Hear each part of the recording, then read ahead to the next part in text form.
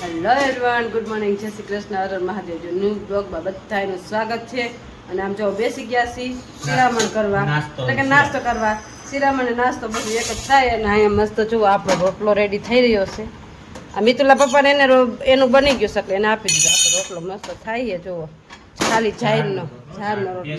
અને અહીંયા જો મસ્ત એના માટે ભાખરી, મરચું, ઘી બધું લઈ લીધું. હર મહાદેવ ભાઈ માટે હર મહાદેવ, સીતારામ, જય ભોલેનાથ. જો આ ઘી આ બધું એનું છે, આ બધું આખું ભોજનાલય એનું છે. ગુડ મોર્નિંગ પારસ.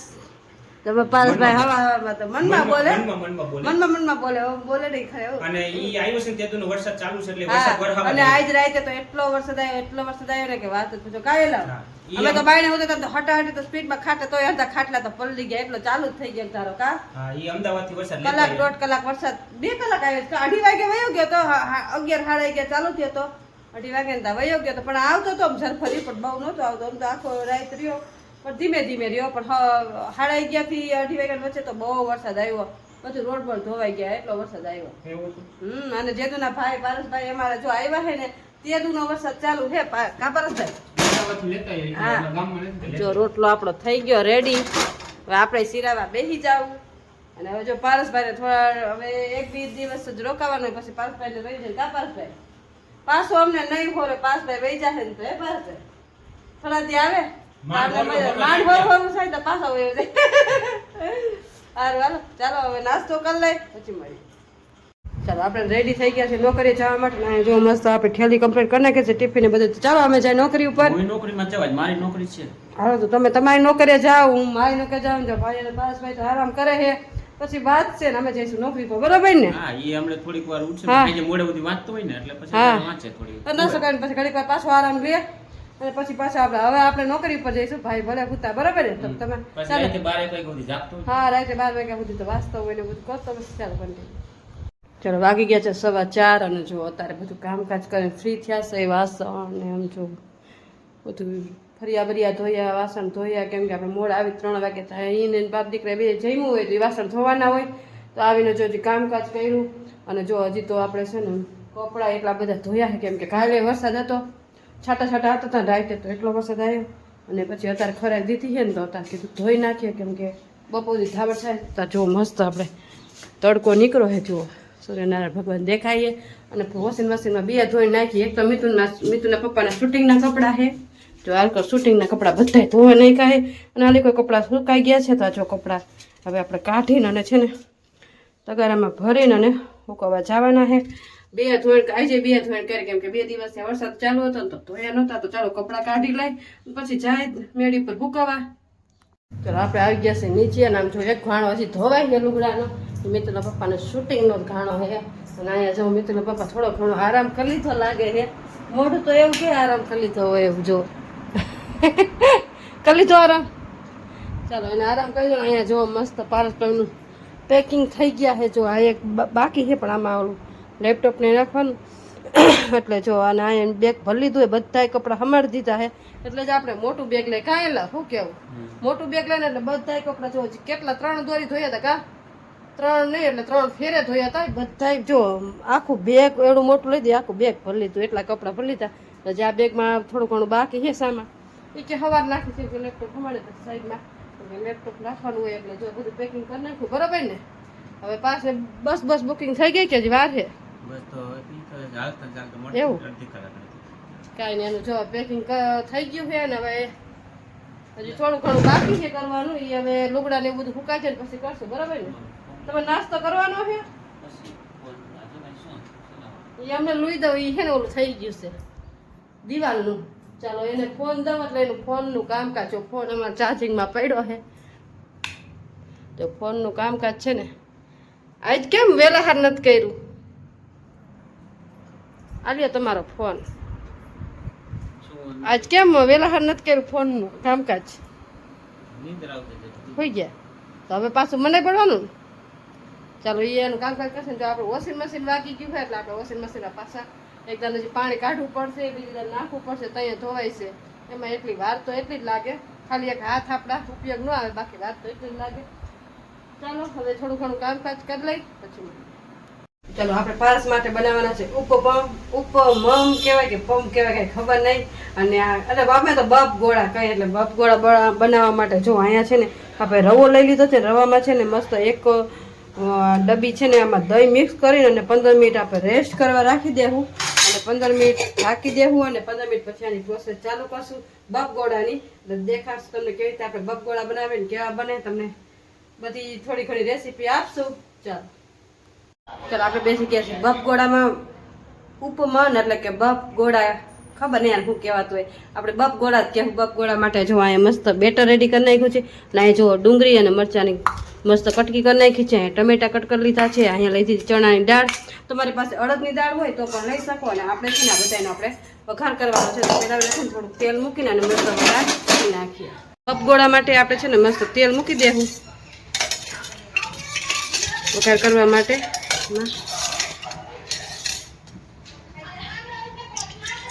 ચાલો અહીંયા તેલ મૂકી દીધું છે. તેલ આવી જાય એટલે અંદર આપણે રાઈ જીરું એડ કરી દેવું.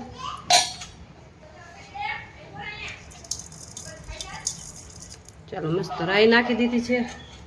એમાં થોડુંક જીરું એડ કરી નાખશું.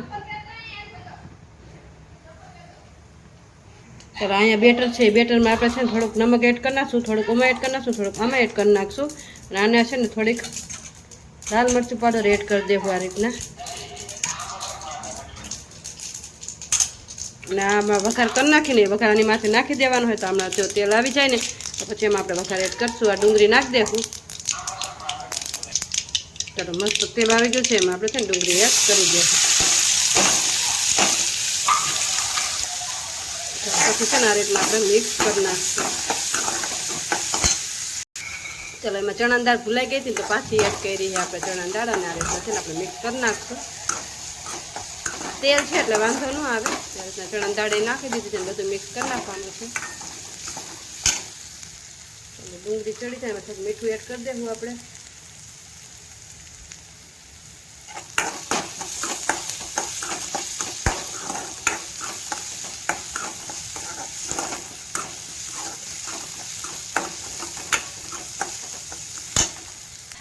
ચાલો આપણે ડુંગળી મિક્સ થઈ ગઈ છે એટલે એમાં ટમેટા એડ કરી દેવું. એ પણ મિક્સ કરી નાખશું. ચાલો આપણું બધું જો આ મિક્સ થઈ ગયું છે ને આ મસાલો આપણે ગેસ ઓફ કરી દેવું. ને આ છે ને આપણે મિક્સ કર્યું ને એ આપણે છે ને આ બેટરમાં એડ કરી દેવું. એડ કેવું કરે ચાલો એ કાલે નહીં પણ આ રીતના આપણે બેટર બનાવ્યું ને એવડું બેટરમાં છે ને આ મસાલો બધો મિક્સ કરી દેવું આ રીતના. ચાલો બધું આપણે ડુંગળીનો મસાલો ને બધું હતું એ બધું મિક્સ કરી નાખશું આમાં બેટરમાં. આ રીતના બધું મિક્સ કરી નાખવાનું છે. ચાલો અહીંયા ગેસ મૂકી દીધો છે, ચાલુ કરી નાખ્યો છે ને એમાં માથે આપણે છે ને બફગોળા માટે બનાવવા માટે તવી મૂકી દેવું આ રીતના. અને પછી એમાં છે ને આપણે બધી તવીમાં છે ને થોડું થોડું આપણે તેલ લગાવી દેવું. અને આપણે છે ને ઈનોનું એક પેકેટ છે ને આમાં એડ કરી દેવું. ચાલો ઈનો નાખીને અને મિક્સ કરી નાખશું આમાં. ચાલો અહીંયા છે ને આપણે બધામાં થોડું થોડું આપણે તેલ નાખી દઈશું.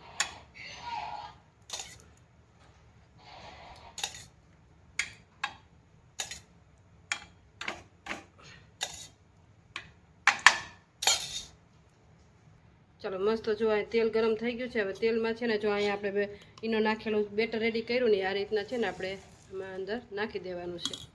ચાલો જો આ રીતના બફગોળા આપણે બનાવવાનું ચાલુ કરી દીધું છે. જો આ રીતે બેટર ભરી દેવાનું છે. માથે છે ને જો આ ઢાંકણું હોય ને એ આવી રીતે ઢાંકી દેવાનું અને 5 મિનિટ રાખવાનું. ચાલો જો આપણે બફગોળા છે ને હવે આ રીતના પાકી જાય ને એટલે છે ને આ રીતના આપણે જોવાનું અને પછી છે ને આપણે ફેરવી નાખવાના છે આ રીતના બધાય.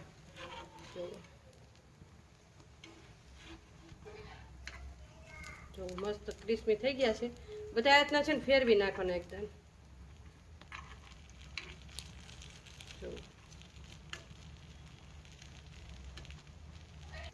ચાલો જો આપણે ફેરવી નાખ્યા છે ને હજી પાછું આપણે 2 થી 3 મિનિટ ઢાંકી કૂક થવા ઢાંકી દેવું. આપણા બફગોળા બનીને રેડી છે. તો હવે આપણે છે ને આ ચીપિયા વડે એક એક કરીને કાઢી લેશું.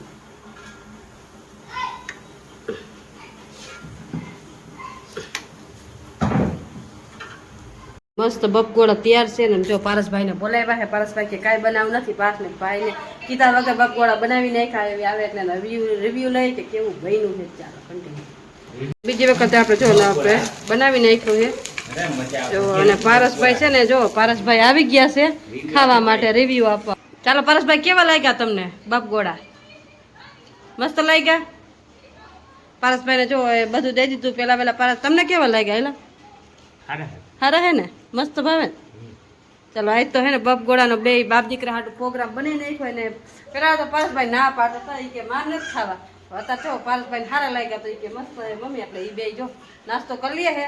અને આપણે હજી પાછો જો અહીંયા બીજી વખત મૂક્યા છે ફેરવીને થઈ જાય પછી આપણે હારે નાસ્તો કરશું. કેમ કે આ ગરમા ગરમ જ ભાવે પછી ન ભાવે એટલે જો બાપ દીકરો નાસ્તો કરવા માંડ્યા છે અને આપણે બનાવી. ચાલો જો ઘાણો હે ને હવે આટલું વધ્યું છે પણ આમાં કેમ કરવું? એક નખાતું હશે કે નહીં નખાતું હોય તો કોમેન્ટ કરજો ખબર હોય તો. કેમ કે એટલું બેટર વધ્યું છે અને આપણે બોલ્સ તો એટલા જ બનાવવાના છે. તો 3 વખત બનાવ્યા. ત્રીજો ઘાણો છે. બની જાય ફટાફટ. કોઈ ટ્રાય કરવી હોય તો કરજો. બહુ મસ્ત બને ને ટેસ્ટમાં એટલા મસ્ત હોય ને વાત જ પૂછો. અને 250 રવામાં બોલ્સ બની ગયા. 3 ડીશ બન્યા છે. ચાલો થઈ જશે વારું પાણી. હવે જો વાસણ ને એવું બધું ધોવું. અને હવે તો જો અત્યારે ગરમીનો વફારો એટલો છે ને કે વાત જ પૂછવામાં. નામ તો વીજળી થાય છે. હવે રાતે વરસાદ આવે કે નહીં ચાલો કાંઈ જ રિવ્યુ આપશું તમને. વરસાદ આવશે તો એ પ્રમાણે. ચાલો તો તમને આજનો મારો બ્લોગ કેવો લાગ્યો લાઈક શેર અને સબસ્ક્રાઈબ કરજો. મળશું કાંઈક નવા બ્લોગ સાથે. આના જોવો છો તો લાઈક કરવાનું ભૂલશો. અને મળશું કાંઈક નવા બ્લોગ સાથે. ત્યાં સુધી મહાદેવ.